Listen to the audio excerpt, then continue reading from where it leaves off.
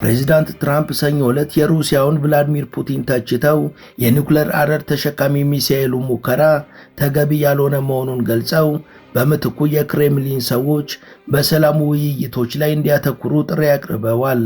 እንደ ግሪጎሮሳውያን የዘመን ቀመር በ2022 የሩሲያ የሀገር ውስጥ ቴሌቪዥን በሀገሪቷ ጦር መሳሪያዎች ዙሪያ ማብራሪያ ባቀረበበት ወቅት በእቅድ የተያዘው ፖሴይዶን ድሮን በስኬታማነት ሲጠናቀቅ መላ እንግሊዝን በባህር ማዕበል መሸፈን እንደሚችል ጠቁሞ ነበር።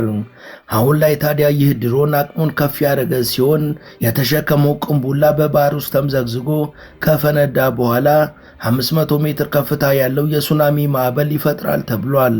የተለያዩ ምንጮች እየተናገሩት እንዳለው ከሆነ በእነዚህ የጦር መሳሪያዎች ተኩስ የተነሳ በባህር ውስጥ በሚፈጠረው እምቅ የሞገድ ፍንዳታ የሚከሰተው ሱናሚና በተፈጥሮ በሚከሰተው ሱናሚ መካከል ያለው ልዩነት ሰፊ እንደሆነ ያመለክታሉ።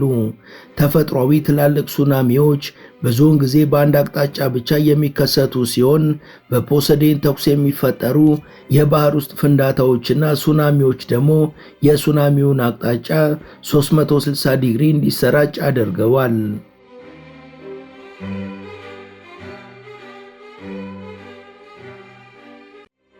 ሙሉ ታሪኩን በመሿለኪያ ቲዩብ ያገኙታል።